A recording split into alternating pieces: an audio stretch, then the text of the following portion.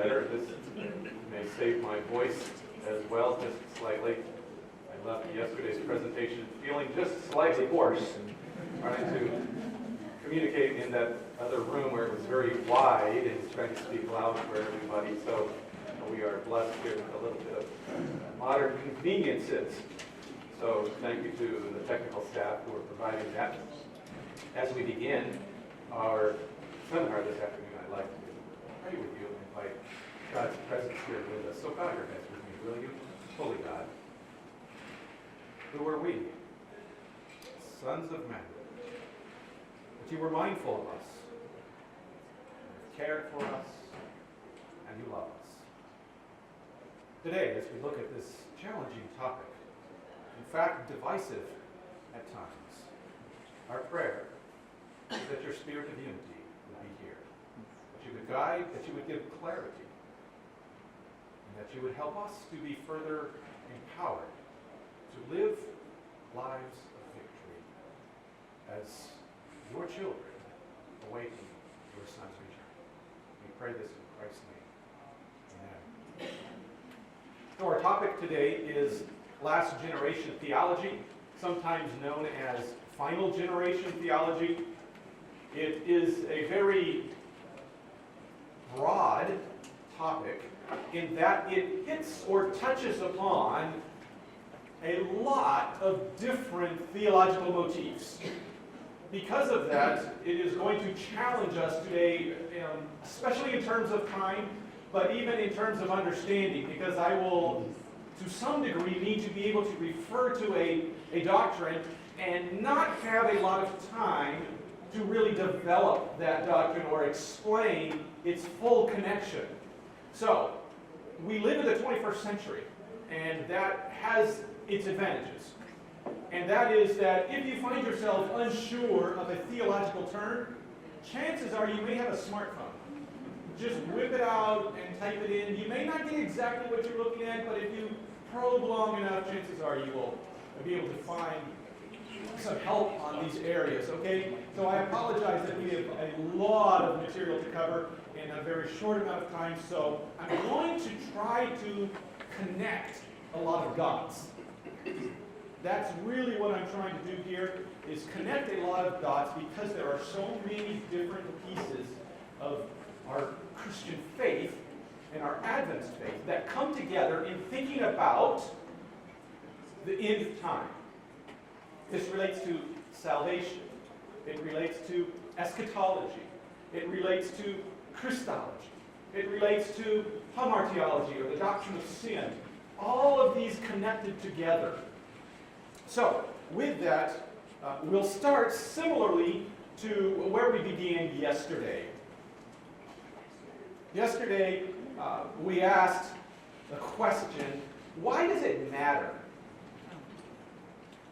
What is important here? What is significant that would cause us to spend our time talking about this? Why is it so important that it may even split our churches if we are not careful? Right? What are the significant issues? All right, so I begin again with the question that we had yesterday. What is the great controversy about? Anybody remember? What were we looking at? What were we thinking when we say the great controversy? What's it really about? The character of God. Okay? The character of God. Specifically, if we're thinking about Genesis 3 and where sin first enters our world, we're thinking of the issue of trust. And I suggested very briefly yesterday that the reason Eve ate the fruit was because it looked like she could not trust God. That is super important for our discussion, because what we're trying to think of when we talk about last generation theology is Christian perfection. What is Christian perfection? Well, in order to get at that, we need to understand and think a little bit about, well, what is sin? What is it that separates me from God? So, when we think of the reasoning behind why Eve ate the fruit, And if you were questioning me on that, you can find sermons of mine online, and you will hear a fuller explanation. But when you read Genesis 3, just focus very closely. I believe it's on verse 6, where the biblical record tells us exactly what led to Eve eating the fruit. You'll find the answer there. So it looks like God can't be trusted. So sin really is not so much me eating a piece of fruit. In fact, all of us would pretty much agree, I think. We've got a lot of parents here, I'm just guessing. But I think we would all be in agreement that if you, when you had your children, and you told them, don't go outside and eat that piece of fruit on that tree over there. If you do that, I'm going to kill you. We would all pretty much agree that, well, it's a little bit sketchy, right? The parenting skills maybe need to be addressed here, right? Or at least there's a little bit of overreaction. So we need to understand what is going on with God when he says to Adam in chapter 2, the book of Genesis, in the day that you eat of it, you shall surely die. I don't have time to develop that, but what I'm wanting to suggest to you, if you spend a little time probing there in Genesis 2 and 3, is look for the issue of trust. What that means is ultimately my problem with God is what? I don't trust him. And if you think about your life, I would guess that you would agree with me that most of the time when you choose to do it your way versus God's way, the real issue is you think your way is better, i.e., you trust your understanding and not his. Okay, so the real issue in human sin in my relationship with God is I'm not sure I can trust him. I think if I do it his way, it probably won't work out. And so I need to do it my way. It's going to work out better, I'm sure. All right? So the real issue is, can I trust God? That has huge implications for thinking about the end of time. I don't have a lot of time to get to explore these, but I just want to throw them out for you to think about later on. What would it mean for you to face a tree where God says you eat the fruit of that tree and you will die, and you see somebody eating that fruit and they're not dead, and you say, I still trust God? What would it mean in your life for you to go through life, not just one event, but life, where it looked like God had failed you, and yet you knew that he hadn't? I'll give you one verse that sets the backdrop for thinking of this conception of a trusting relationship with God. Job, in one of his most famous sayings, leaves us with these words in the opening chapters of the book of Job. Though he slay me, yet will I trust him. Now, the problem that we have is we read that and we keep going. Do you understand why you worship God? What's the whole point of a relationship with God? For most people it is to get protection, to get help, to get this, to get that, to solve this problem, and fix my issue over there. Most importantly, keep me alive and my children. And so if those close to us die, what is the first thing we ask? If we get that diagnosis for ourselves, what is the first question we ask?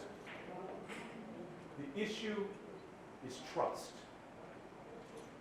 We are not sure he will be able to work it out.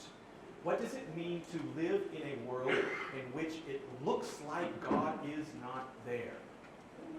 But you have a relationship with God that has been developed so strongly that you trust him even when it looks like he's failed you. The end time and thinking about what it would be to live in the final generation, I submit to you is something like what Eve faced.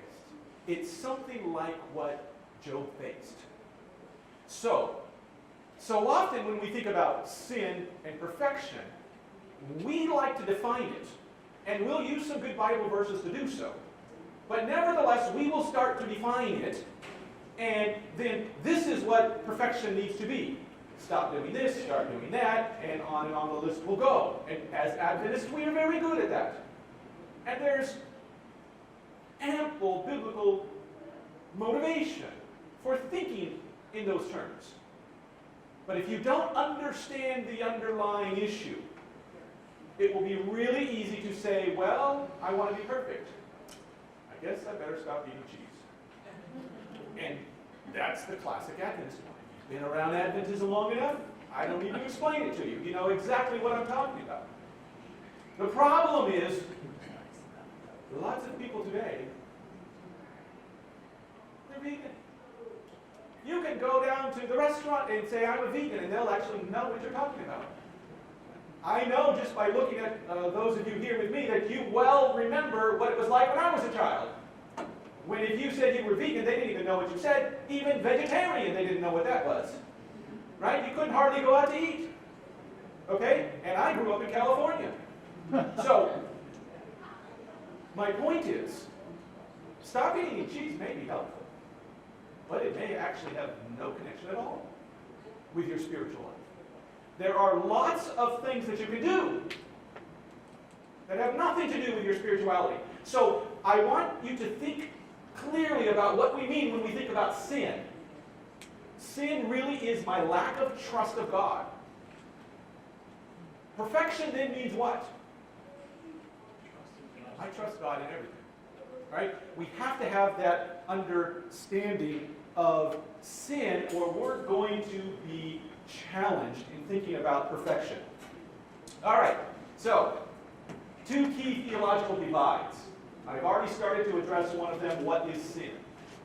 I didn't put the verses down here, but I know that there's a good number of knowledgeable Bible students out here. So what does the Bible say when we think about classic verses for sin? Transgression of the law. Anything not of faith is sin. That helps us out. Anybody else? Is that what you were thinking, brother? Okay, so you can see that those 2 verses illustrate the challenge, right? From one point, we can say whatever is transgression of the law, that's sin. How are you doing in your law keeping? Sleeping with someone other than your wife? Did you kill somebody yesterday? Did you show up in church last week? When we reduce, when we simplify to a list of, well, I didn't do this and I didn't do that, so I must be okay, that's the track to Pharisaism. That's not that it's a wrong track, because those words are inspired by God. But if you don't catch the bigger picture of what is the law, and you would answer what? What is the law? Thank you. Somebody knows. What is it? A transcript of God's character. If you don't think more deeply, okay, about what the law is, and then what is my relationship to it, and now all of a sudden I'm thinking about faith, because whatever is not of faith is sin. Now you see that the picture is bigger than, well, I just didn't kill anybody yesterday, so I must be good on that one. Right? Well, you know, that coveting one's kind of hard, but I'm still working on, you know, I can get a list. The real issue that we're looking at here is this faith, trusting relationship. Connected with this is a concept of original sin. If you're studying last generation theology and perfectionism, you will encounter original sin very quickly in your study. I don't have a lot of time to dive into it, but in essence, it covers roughly 2 different ideas. Number one is, in some church confessions, I am understood to be guilty of Adam's sin, because I am a human that is a descendant of him. And therefore, I'm guilty. I'm not going to, again, have time to fill all this out, but suffice to say that one reason why many Christian denominations practice infant baptism is to cover the issue of original sin, a child's guilt before they're even able to choose, a child's guilt of Adam's sin. And they are a sinner by birth, by virtue of being a human, so we baptize them as infants, so that if they die, they will be saved. All right? So there's that perspective on original sin. Original sin also is then used to describe just the general characteristic of what's wrong with me as a human. Not so much that I'm guilty of Adam's sin, but because Adam sinned, I've got these issues. Right? So I'll show just a couple of Bible verses on the next slide, but I want to throw up in this context thinking and introducing the idea of Jesus.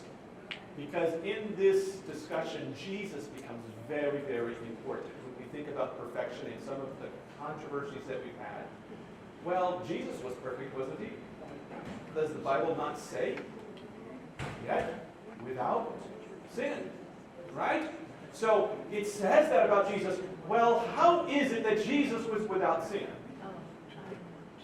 There are differing attempts to try to explain this. None of them are very helpful, in my opinion, ultimately. But we try. The reality is the biblical text does not tell us. How is it that when Jesus was a little boy, he wasn't like me? Where the teacher would say to my parents or to my siblings, why is Tom so, fill in your word, troublesome, a troublemaker? I don't know if you were ever like that, or maybe you still are. But, children, do you have to teach them to be selfish? We know that, right? We just have not run into children who are naturally good. Even though some of them are naturally nicer, they still are inherently selfish. So what is it that enabled Jesus, even as a child growing up, to be kind and loving and self-giving? The biblical text does not say, but we have two terms. I'll throw them up here on the screen. They're there. You can look them up more and get a little more understanding of them. But one way to think about it is that he had a pre-lapsarian nature of humanity. I.e., that means the lapse is the fall. So pre-fall, or Adam and Eve's nature before they sinned. They were good, right? They didn't have this propensity to sin. They didn't have a heart that was, what does the Old Testament tell us about our hearts? Deceitful above all things. They didn't have that right before they ate the fruit. So maybe Jesus had that kind of human nature. And if we look at Romans chapter 5, we'll see some things that maybe suggest a possibility along those lines. Some few other places. We don't have a lot of time to develop this, but I want you to get a picture of some of the bigger issues. The other is, on the other side, we have people who say, no. Jesus he couldn't have had human nature before the fall. He needed to have human nature after the fall, because he's like me. He's tempted in all ways like I am. And so, if he's going to be like me, well, then he must have experienced everything I've experienced, all of my temptations, all of my struggles. And so, post-lapsarianism is generally preferred by people who have a strong belief in a final or last generation theology. They want Jesus exactly like me, tempted every way that I am tempted, so that I can know that since he overcame, I can do it too. Yes, brother? You trailed off at the end, and maybe my ears are getting old. That last sentence prior, you just kind of trailed off. I'm sorry, I forgot what I just said. My brain's getting old too, I forget what I just said. I was wanting to connect post-lapsarianism with people who were typically favorable to a last generation theology. The reason for that, again, is because they want Jesus to be exactly like us. Because if he's not exactly like us, then that means he somehow had an advantage over me, is the rationale. So a debate over the nature of Christ is very prominent in the discussion of a last generation theology. I will tell you this. Well, first of all, I'll ask you a question. What is human nature? 10.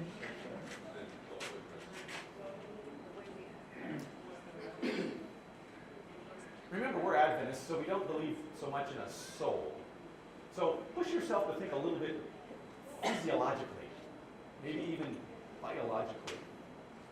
And what is human nature? What is it to be human? Where do you get it? You inherit it. You get it from God. Well, we would say, yeah, we get it from God. He created us. He created Adam and Eve. And yet we know that there's a lot of biology involved. So we confess that Jesus was fully human. Why do we do that? On what basis do we make that claim? He was born of a woman. So if he was born of a woman, where did he get his humanity? I think maybe we take God out of the equation. Oh, I haven't got there yet, because he wasn't born just of a woman. He was also born of the Spirit. So the problem that we run into is it's nice to be able to have two labels, pre-lapsarian or post-lapsarian. But the reality is he was born of Mary. Now, we're not told exactly that he had her genes. But one would presume if he was her son, that just possibly he had her genes. And that's what made him human. But he was also born of the Spirit. He was also born from God. So we are left with this challenge of the human and the divine, that we're really not sure. So, I will tell you honestly, I'm happy to just be silent on the matter when I talk about the human nature of Christ. Those in last generation theology discussions, both for and against final generation theology, are typically very keen to try to make a decision here. I do not believe that I have any biblical data that I can use to be able to define. So I'm not sure, brother, if I hit your remark there, but what were you thinking when you said, well, we don't consider God enough in this discussion? Did I get to there, or were you thinking of something else? When we talk of, maybe we talk of human nature, Mm-hmm. we say Jesus was human, but at the same time, we know Jesus is the Son of God. Yes. So what we tend to think is that now we take God, and then we let Jesus be just the Son of man. Yeah. And if you study a lot on the nature of Christ, both in the Bible and in the writings of Ellen White and the writings of other Christian authors, you'll find a great variety of texts and statements that support that Jesus is God and that he's human. And yet we confess that we don't know what that means. And we talked a little bit about that yesterday.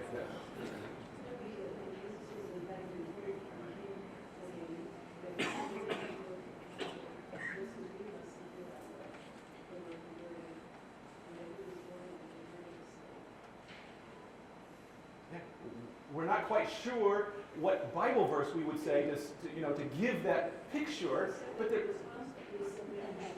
yes, he came that way. That's what we find. And I want to have that. I don't have time to keep going on this topic. Our time is escaping, and I'll tell you that I'm on slide 3 of number 38. So forgive me if I keep us pushing here. But just a few verses that illustrate some of these things that we've been talking about. Romans 5 is very keen in this idea that sin came through one man. Who was that man?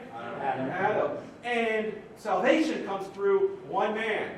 Who is that man? Jesus. Okay, so Romans 5, you could flesh out a little bit there if you take some time to read there. But we see that sin and death are very connected. You know somebody who died? Why did they die? Because of sin.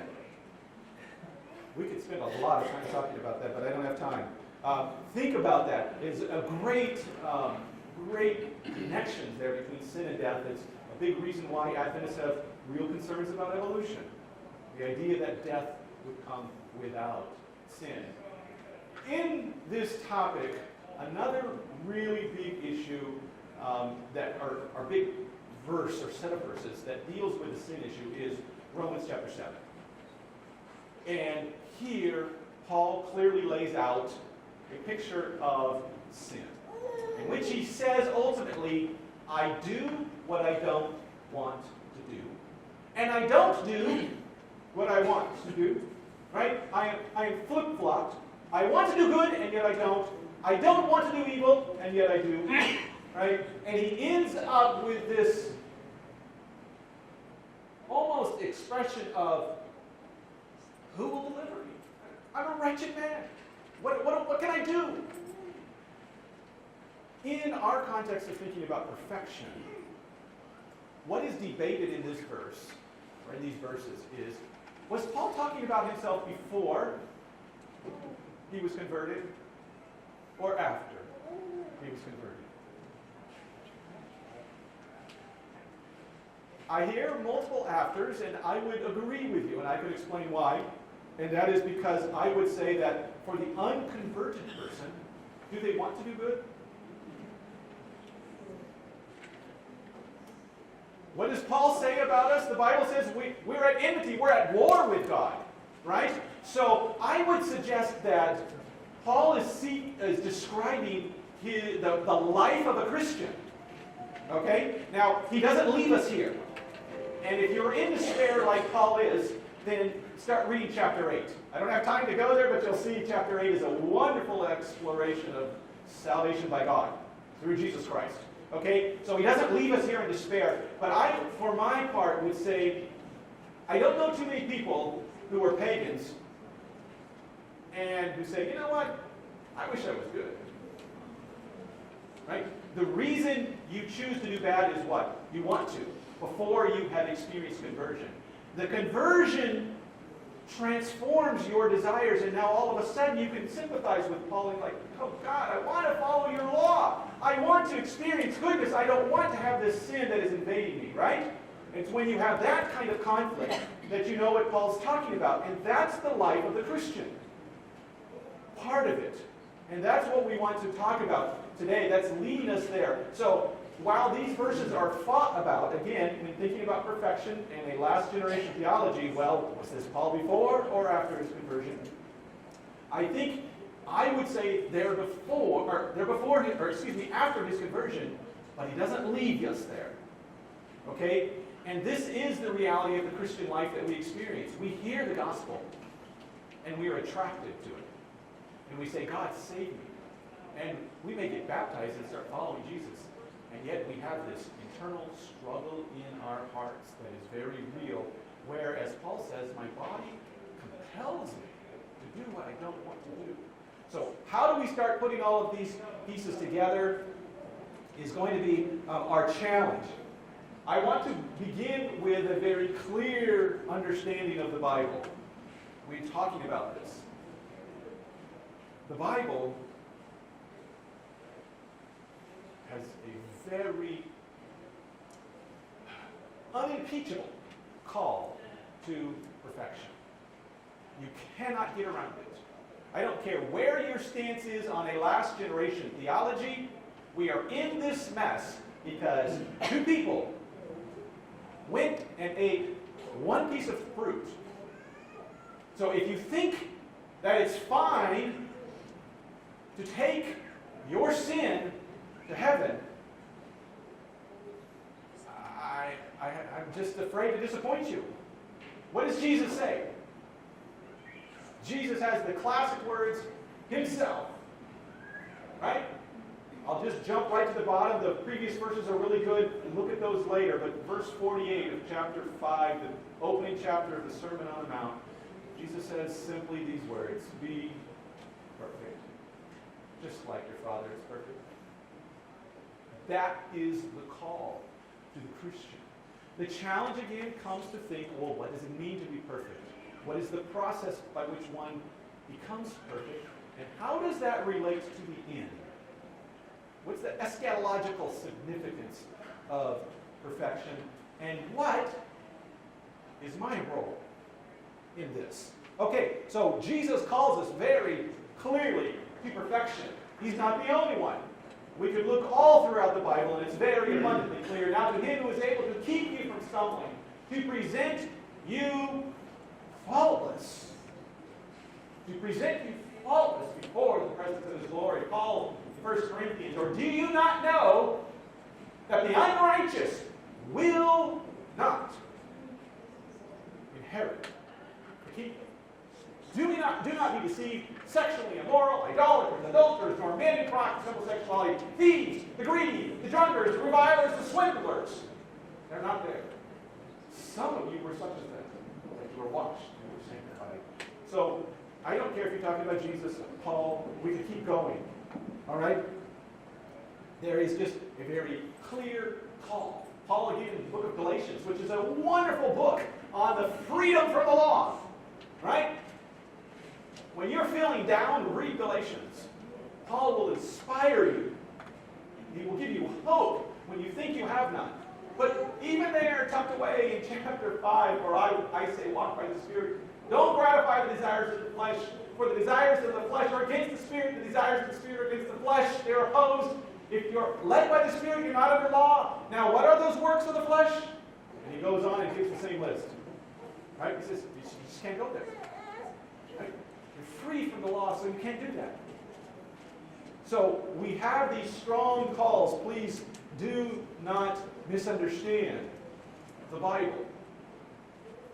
You don't want to take your porn addiction to heaven. You don't want to take your greed to heaven. You don't want your pride there. The call is Christian perfection. So, how do we put this together? I leave you just Revelation, right? You can see right there at the end. Again, another salvo from the Apostle John. Listen, you're not going to heaven with this. Everybody like that, they're outside the city. They're outside the city. Ellen White will also agree. When the Pharisees asked the disciples why their master ate with publicans and sinners, Christ, overhearing the question, turned to his accusers, and in the dignity of his mission said, I am not come to call the righteous, but sinners. In his life, he has given us a representation of what repentant sinners may become. He was pure and undefiled, from his lips escaped no word. All through Scripture, he has given us assurances that through his grace, we may attain the same perfection of character. Right? Just commenting on Christ's own words to say it's very clear. This is what Jesus taught. We may think, well, how is that possible? I want to give you, though, another picture that she has. This is from the year 1857. If you know a little bit about Adventist history, you'll know we're still early in the growth of the church. And she, along with her husband and several others, are very significant in encouraging these small groups of Sabbath keepers in their understanding of what happened in 1844 and why are we still here now in 1857. And she talks here in this quote about the Laodicean message. You know what the Laodicean message is? I don't have a lot of time to develop that, but it's very much related to this. Prepare to meet your God. Laodicea is the seventh church of the seven churches in Revelation, and this call to be ready to obtain salvation, real salvation from Christ. Right? Get ready to meet your God. And yet I want you to see that Ellen White reflects on this experience, and she says, you know what? My preaching on the Laodicean message started to have such a negative effect in the church that she says I stopped. I put it on hold, that shelved that idea. Why? Because when I heard that I needed to think about my life and get my life ready to meet my God, I thought, well, that's a little bit troublesome, so I'd rather worry about Clyde. Clyde, you know, you've got some real problems in your life.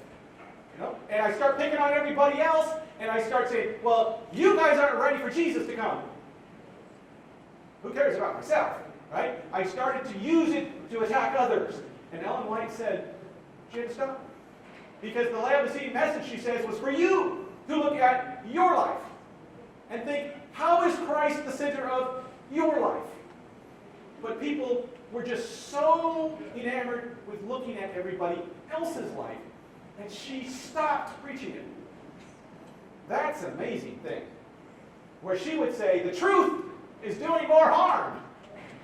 I better stop preaching it for a while because of what it is doing. So please, when you think about what would it mean to live, to be ready to face your God, please remember the warning. It can be very devastating if you do not keep balance. We'll talk a little bit more about balance a little bit later. But keep this in mind, she was willing to stop preaching it because of the damage that it can have. But continuing to talk Christ object lessons, if you want to get her picture of perfection, she's commenting the most on it in her discussion of Jesus' parable on the seed, then the blade. Right? This growth of this little plant, the miracle that is the growth of a single plant. For her, that is the paradigm of the believer's life. The germination of the seed represents the beginning of spiritual life and development of the plant. It's a beautiful figure of Christian growth. As in nature, so in grace, there can be no life without growth. The plant must either grow or die. As its growth is silent and imperceptible, but continues, so is the development of the Christian life. At every stage of development, our life may be perfect. So a seed could be perfect. Just a little sprout sticking up could be perfect. At every stage, this picture of the growing plant is so important. You can trace it throughout Jesus' writings, throughout the writings of Paul. It is the idea of the life of the Christian. When you agree to follow Jesus, what you are agreeing to is, I want my life from this point to eternity to be one with Christ. And that is a process. It begins, and if you read other statements that Ellen White will say, you will see that she says it never stops. You never stop. Yes, sister.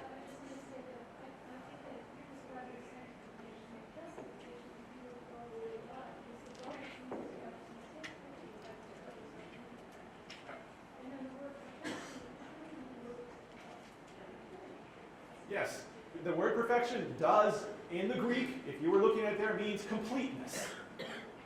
But let me ask you, is there much difference when we think of perfection or completeness? What does completeness imply? That it's done.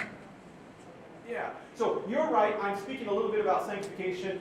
I do have some slides that look at justification. I'm trying to cover salvation really quickly, and I don't have a lot of time to parse out the details. But what I'm wanting you to think of is just the Christian life. Right? The Christian life. What is the life of the Christian? Yes, Brother Nevada. I mean, I can do all of that you say and still be outside the city when it comes back. Amen. You're exactly And right. that's because... But well, I'm going to qualify that. I'll keep going. Let me have my butt. Yes, sir. Because as we walk that journey that you're talking about, it focuses on me and not on Jesus' righteousness that saves me. Tell me which part of the journey that I described focuses on me. Too much of me? But what I part of what I was that's what I saying? was hearing, so maybe I'm hearing it incorrectly. Well, I was trying to comment on Bible verses. So I understand that, but the term perfection in and of itself to me focuses on me and not on him. Were the verses that I was reading that had perfection, were they focused on you or were they focused on God? Oh, the verses did. I just didn't hear that from you. Well, when Jesus said, "You be perfect," what was the focus on? As God is perfect. It's you and your relationship with God. So please, don't misunderstand me. And we'll get there. And you may think that I'm focusing a little too much on perfection, but that's because I want to lay the groundwork and make sure we're abundantly clear. It's the Bible that talks about perfection. It's not us. Adventists did not invent the word perfection. We didn't invent the idea. We were not the first to try to be. Okay? So we need to see that this is coming out of the biblical text, but when you're not careful, you can really get into a lot of trouble. Okay? So I've got to keep going. Keep me on the straight and narrow, okay? Because you're exactly right. If my focus becomes on me, we've got a lot of problems. But if we don't realize that God's focus is on me, we're also going to have a lot of problems. Right? Because what does God want to transform? He wants to transform me. He already is perfect. And He wants to transform me. So we'll get to thinking about that. I don't have time to do, we can't focus only on salvation here. I wish. I'm trying to lay the groundwork so you can see the interconnectedness of all of these different ideas in a final generation theology.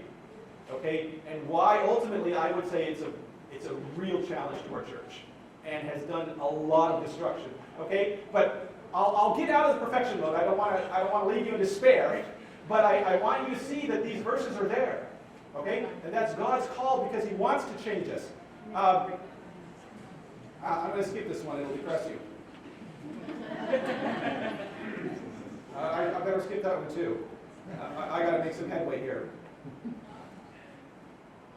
I want to give you this from the life of Ellen White. Okay, we've talked about perfection, and there's multiple quotes from the Bible I've given you, many more that I could give you from Ellen White.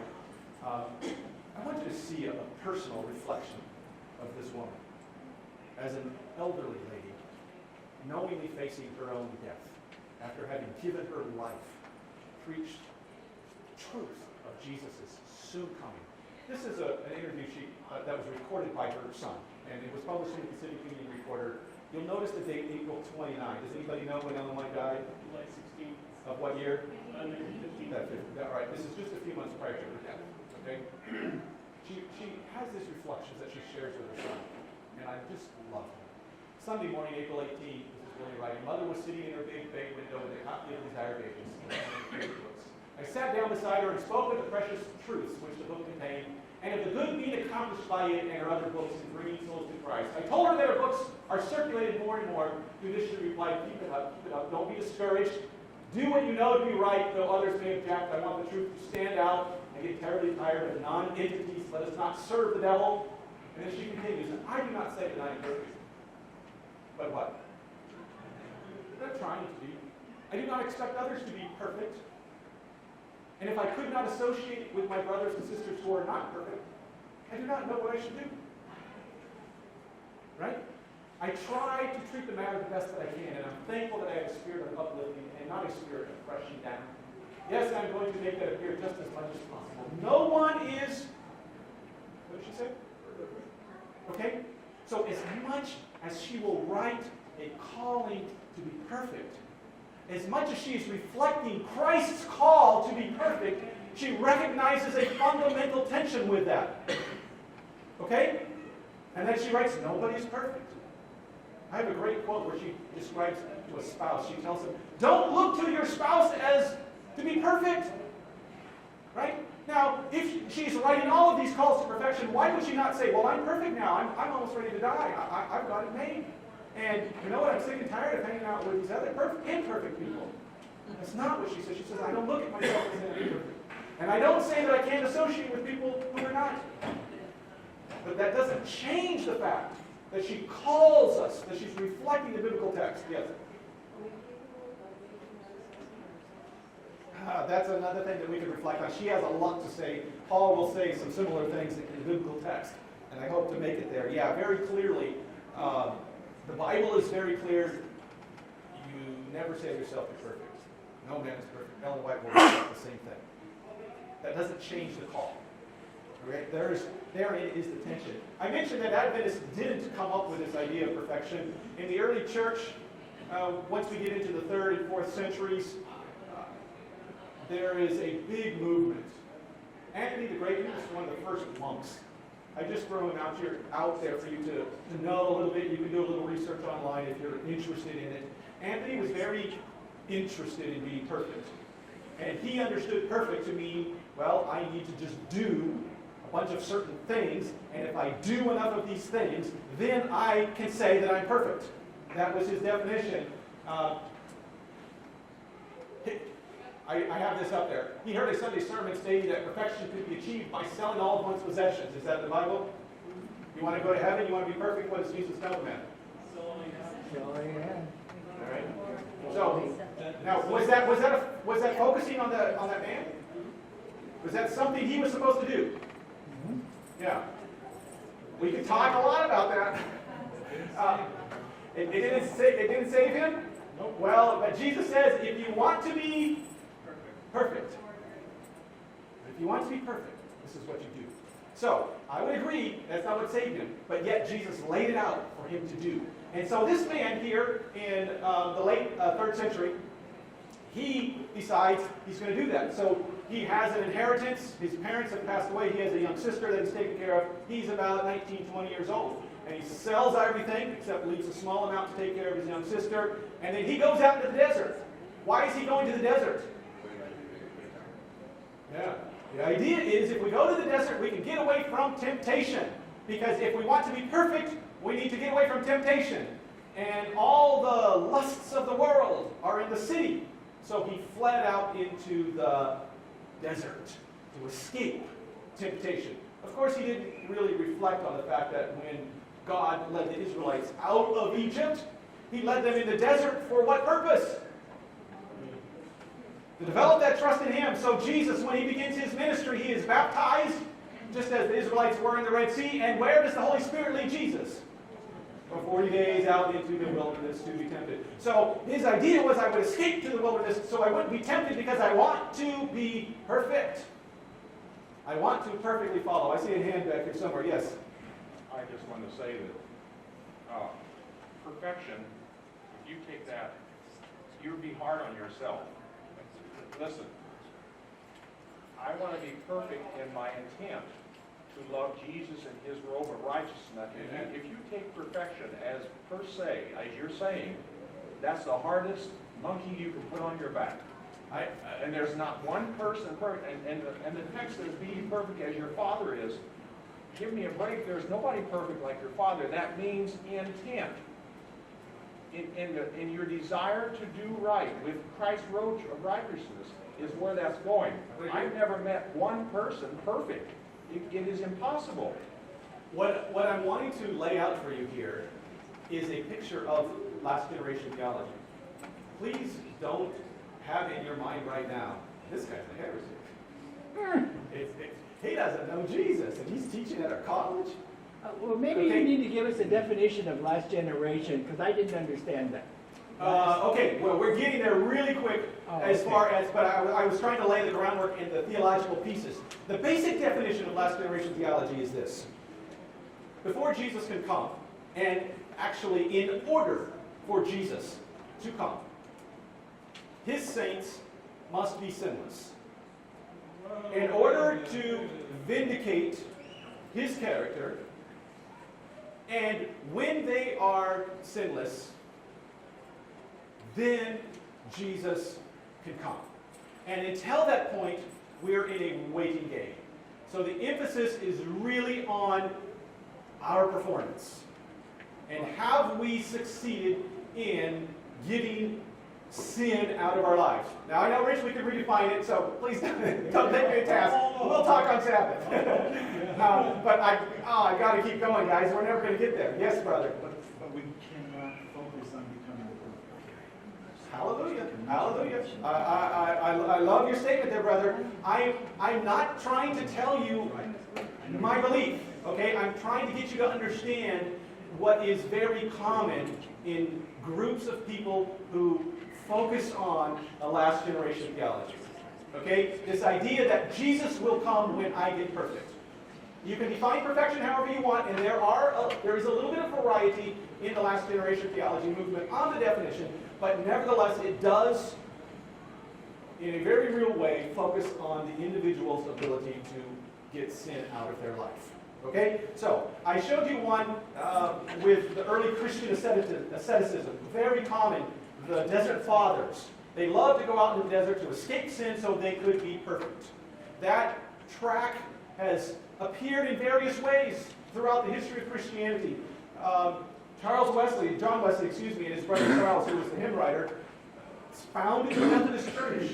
If you know anything about Ellen White, you will know that as a young person, she and her family were Methodists. Okay? If you read stories of John Wesley, he was famous for his preaching, in which the members, those in attendance that day, would be falling on the ground, moaning and weeping because of their distraught state of mind because of his high call to Christian perfection. He had an extreme focus, I might say, on perfection. I have some points here. I don't have time to to go through and read them, but if you send me an email, I'll send you my PowerPoint presentation, and you can see these. These are some of the ways that John Wesley focused on perfection. He very much believed that it was imperative. But that then leads us to Adventism. We get to Adventism, and how is perfection and eschatology connected in Adventism?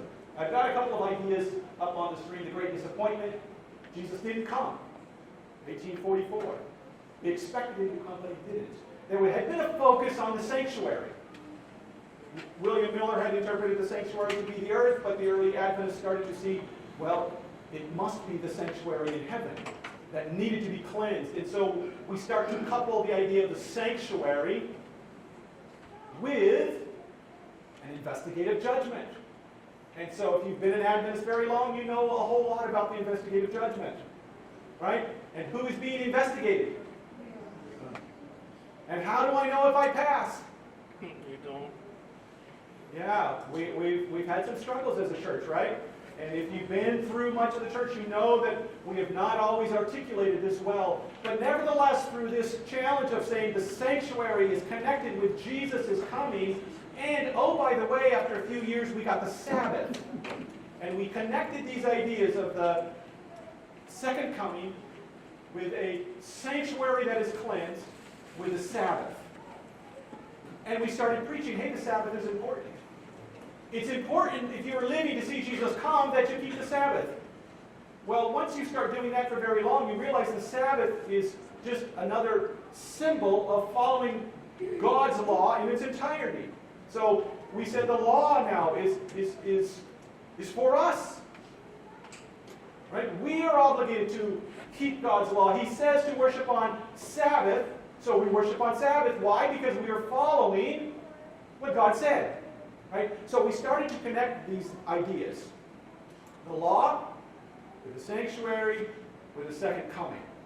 And it's when we get those out of balance that we get to a real troublesome place that is, in my opinion, last generation theology. Because I would agree with you, brother, that it is about a focus on me.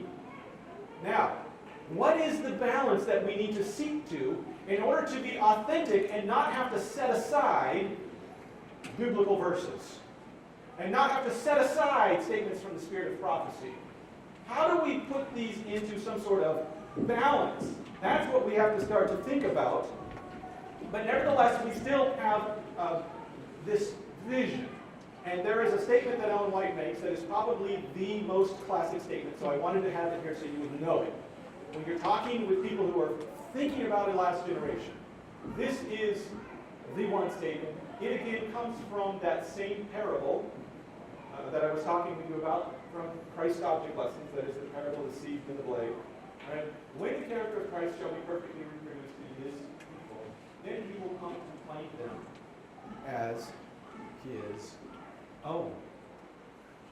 I want you to see what imbalance looks like. I've talked with you about the need to keep these ideas of what is real, authentic Christian salvation. What does it mean to live following Christ with all my heart? What does it mean to live until Jesus comes? How do I be perfect? I want you to see an example of somebody who got out of balance. He has a connection to this institution that we're at right now. Not our church, but our college. His name was M.L. Andreasen. It's a rather long quote. I'll focus just on an overview of it. M.L. Andreasen was president of Union College back in the 30s and 40s of the last century, and he was very intent on being perfect.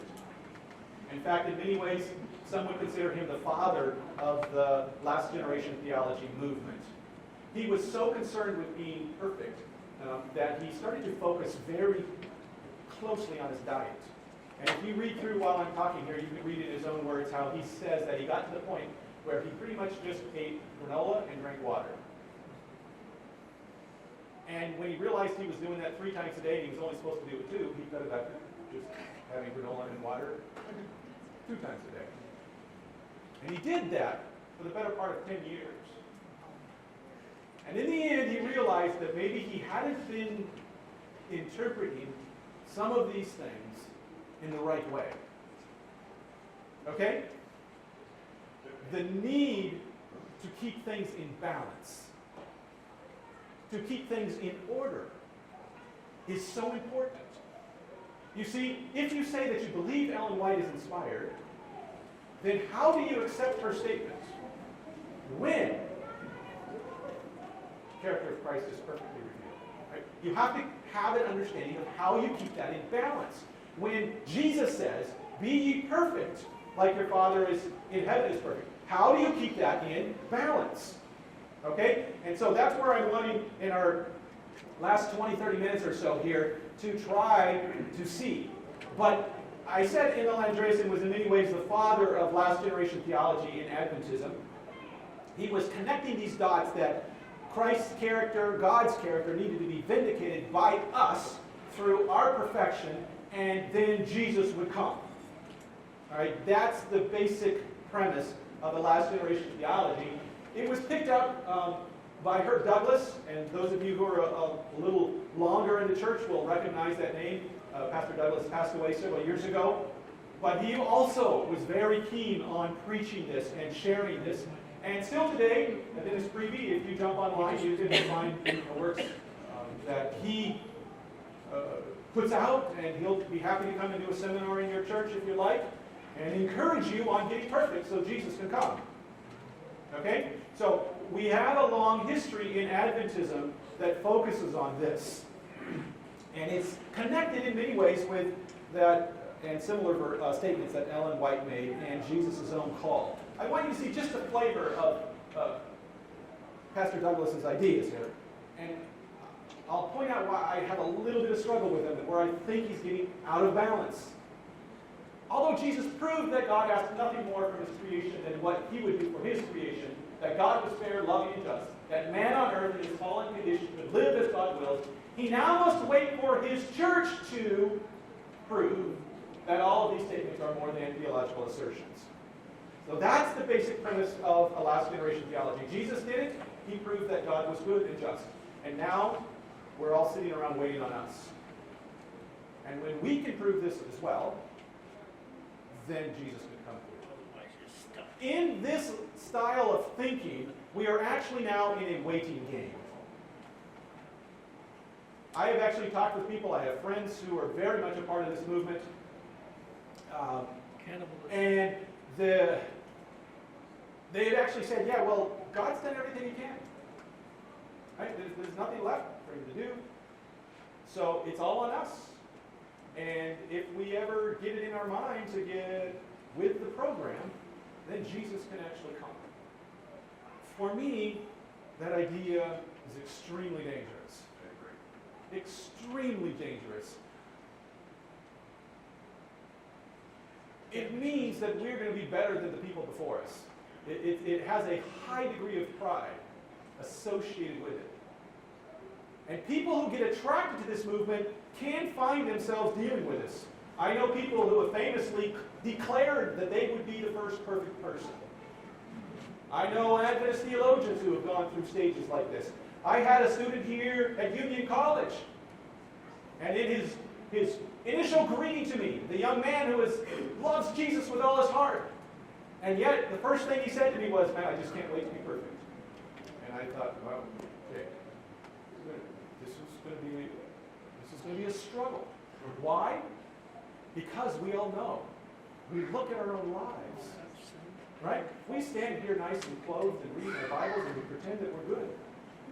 And we know if we reflect very much, very deeply, it doesn't look pretty. So how do we wrestle with this? All right, so Herb Douglas says we need to prove it. And once we prove it, then Jesus can come. Okay? That's where I think we're challenged, because we somehow have the idea that we are going to vindicate God. I want to give you another way of looking at the vindication of God's character. Ellen White talks about this. The plan of redemption had yet broader and deeper purposes than the salvation of man. It was not for this alone that Christ came to the earth. It was not merely the inhabitants of this little world. Right? But it was to vindicate the character of God before the universe. Who is vindicating the character of God before the universe? God, the Son, the Holy Spirit. they are vindicated. Unless you think that I'm just relying too much on Ellen White, and I apologize. We're here as Adventists, and so Ellen White has a special place, but I want you to know that this is what the Scriptures are teaching. And where did my verse go? Somewhere in here I have very clear statements. Now I got to think about it on the spot. Where God is the actor. I think I'll get to them. When God comes to save, you're going to see in the Bible that He does it because of His power and His goodness, not because of us and our righteousness. And there are multiple places where the Bible teaches this way. And so I want to make sure you're clear that God is the one who will vindicate His name. Now, God uses lots of things. So don't sell your opportunity to participate in that short. But keep in mind, it is one actor. There is one person who saves and who has come to vindicate, and that is God. Connecting this further with the end time. Most people who are fully immersed in final or last generation theology today will say that the events that begin the end of time cannot begin until our perfection. In fact, our getting perfect is then what sets everything else in motion. I want to share this idea here with you because I think it's super important what Ellen White is highlighting here. The time of trouble, you know what that's talking about? Right? The time of Jacob's trouble when thinking about an eschatology. We don't have time to go through Daniel and Revelation, but read through those if you're unsure about this. The time of trouble is the crucible that is to bring out what? When does that happen? The time of trouble is the crucible that is to bring out Christ-like characters. It is designed to lead the people of God to renounce Satan and his temptations. The last conflict will reveal Satan to them in his true character, that of a cruel tyrant. And it will do for them what nothing else could do. Uproot him entirely from their affections. I'll be right to you, Peter. The reason I like this idea is because it puts things in proper perspective. We have a work to do now. We have a work of following Christ more closely, of pleading for Christ's intercession on our behalf, of asking Him to do the change in us. I tell students this: if you want to experience Christ in your life, don't decide how that's going to look. If you want to see growth in your life, don't decide how that is going to happen. Because you are not the one who's to act. You can choose to do lots of things. You can choose to do lots of changes in your life. And those will not bring about a change of heart. It does not mean that they're not important, but you choosing to do it will not bring it about. If you want change in your heart, there's a simple prayer that David prayed in Psalm 51 after his great tragedy with Bathsheba. He prays this prayer: create in me a clean heart. When David prayed that prayer, who was he asking to work? What was his role? If you read the whole chapter, you'll see he begins with confession. He says, God, I am a sinner. If you want perfection, you ask God. And you allow God to do what God does. And whatever He does, you follow. You cannot contribute anything to your salvation. The Bible is abundantly clear. You have nothing to offer God. He will act out of His great love, His great righteousness, and His mercy. If you want to see a change in your heart, ask God. I'll tell you why. Because God starts usually a little deeper than what we like to. And sometimes He'll pick on things that other people don't know about ourselves. Right? When we want to get perfect, what do? Stop being cheese. Yeah, we choose things that we can do, that we can accomplish. I'm going to stop doing this, I'll start doing that. And what happens after we've done several of those? Pride. We start to feel pretty good. And we start looking more and more at ourselves. You know, I have a quote here, and I know I won't get to it, but I'm going to share the genesis of it, the idea. Ellen White says these words: the closer you get to Christ, the more clearly you will see your own sinfulness. That is the premise. Get closer to Christ. Here, I skipped over you. When I think about the perfection of the character, is it not the fire reflection such as this that creates that growth to begin with? Yes, it's very clear that I would agree that Ellen White is placing this in a historical context, that is of the time of trouble. I mentioned that she has a parallel idea in the Desire of Ages talking about the angels of heaven. And go look it up, read her chapter of Christ on the cross and the angels of heaven. And she says these astounding words. She says it was watching Christ's crucifixion and Satan's leading role in that finally separated from the angels of God their sympathies for Lucifer. They, up until the cross, were still not quite sure. And yet, whose side were they on? God's side. Right? Okay? Still not sure, and it was not until the cross. What does Ellen White say? When Satan gets his full attack on us, what is that going to do for us? It will separate us fully from our sympathies with him. Okay? There is something about going through a time of trouble where it becomes very clear what good and evil is. You see, we live in a world now where we have eaten the tree of the knowledge of good and evil. And what that means is, so often in life, we're not even actually sure what the right course of action is. We're not sure, is this sin or is this not? Now, at times it's very clear. But because of this world that we live in, it's very gray at times. And what happens is when you're in a situation like the time of trouble, the distinction becomes much clearer. And the decision-making is much more important.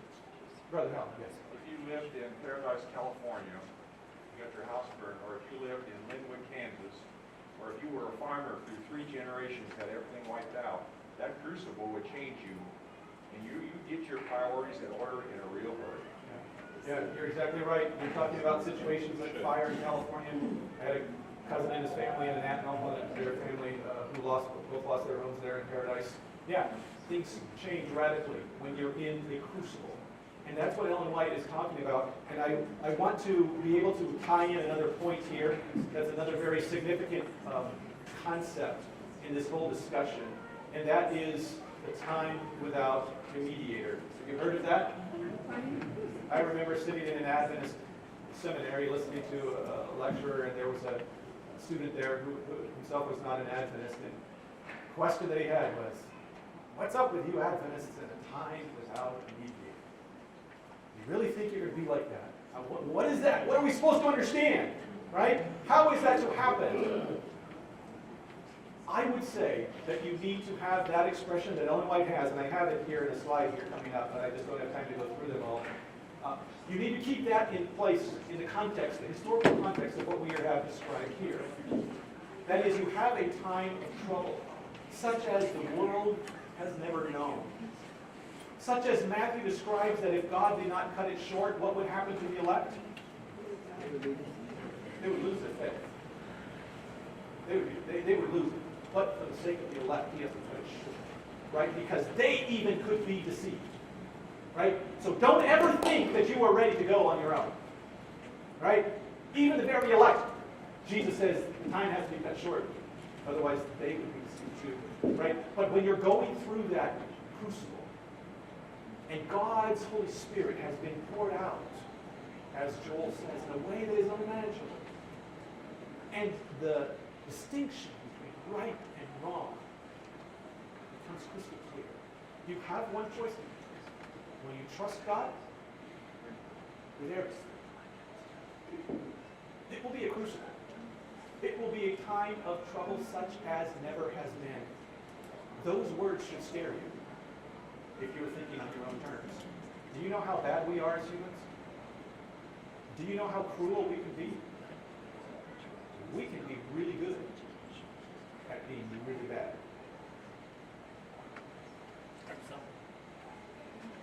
And Ellen White says, going through that experience will allow us to separate ourselves fully from any sympathy with darkness. We will see more clearly then than we can even see now. Does that mean we have nothing to do now? No. In fact, if you read a great controversy, I love it, Ellen White says, those who haven't spent the time now developing their faith in God will only be able to do it during this time in a spirit of great stress and difficulty. So even there, she's like, she paints the picture that you may not be where you should have been. That doesn't mean that you will be lost necessarily.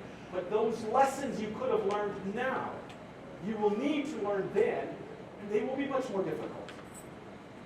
So, salvation. I've got it in. I know I cannot leave you with an idea that you will bring about the end time. Jesus is very clear. He says these words 2,000 years ago. Somebody knows the day when he's coming back. When Adventists start to talk about, well, God's sitting up there, he doesn't know what he's going to do, because we haven't got our act together. I'm not sure when he's going to send Jesus back. I'm always reminded of Jesus' own words. He knows. He knew 2,000 years ago. The day of Jesus' coming is set. One of my greatest concerns with the last generation theology is that it can set up for people the idea that they have time. That, well, he's waiting on me. And, oh, that's pretty good, because I got some other things I'd like to do. I'll get to it eventually, but I've got some other things that I'd really like to do. And Jesus says, the time is set. The time is set, and Jesus will come back. Now, it's in tension with 2 Peter 3, where Peter says, hey, hasten, the day of Jesus is coming. And he talks about there living a holy conduct and a godly life. So we have some competing ideas, but nevertheless, I want you to see very clearly, why is God going to act? This is the verse I was looking for earlier. This is Old Testament. I can give you New Testament ideas as well. Therefore say to the house of Israel, thus says the Lord God, it is not for your sake, O house of Israel, that I am about to act, but for my holy name, which you have profaned among the nations. I will vindicate. Who's going to vindicate? I will vindicate the holiness of my great name, which has been profaned among the nations, which you have profaned in their midst. Then the nations will know that I am the Lord, declares the Lord God, when I prove myself holy among you in their sight. For I will take you from the nations, gather you from all the lands, bring you into your own land. Then I will sprinkle clean water on you. You will be clean. I will cleanse you from all your filthiness and from all your idols. Moreover, I will give you a new heart. You know those words? And a new spirit within you. And I will remove the heart of stone from your flesh, and I will give you a heart of flesh. I will put my spirit within you and cause you to walk in my statutes. And you will be careful to observe my ordinances. You will live in the land that I gave to your forefathers. So you will be my people, and I will be your God. Why is God going to act? He is the only one who can prove to us that he's trustworthy. He's the only one who has a righteous name. It is his name that he will vindicate. He is looking for people who want to be with him. The issue is it is his work. Justification is God's work. Sanctification is God's work. Salvation in its entirety is God's work. Your only response is to give an answer.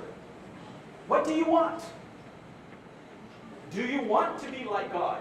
Do you find the character of God something that is attractive to you?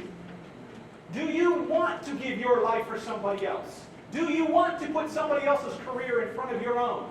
Do you want to put somebody else in front of you? That's the God that we serve. We serve a God who says, you know what? I'll sacrifice my son because I love you so much. I just can't bear the thought of eternity without you. I'll sacrifice. I'll give everything I have. The real question is, do you want to be like that? And if you say yes, are you willing to let everything go to have Jesus? Pray with me, will you, Holy God? How can we understand what it means to stand in your sight? And yet, you gave Jesus to stand for us. We today, we want to be like Jesus. And yet, we know our hearts are deceitful. Change us. Convert us. May we grow daily in walking with you, in seeking after your Son, and in pleading with you to send your Spirit to dwell in us, so that it would not be us, but Christ alone. This is our prayer. In His name we ask. Amen.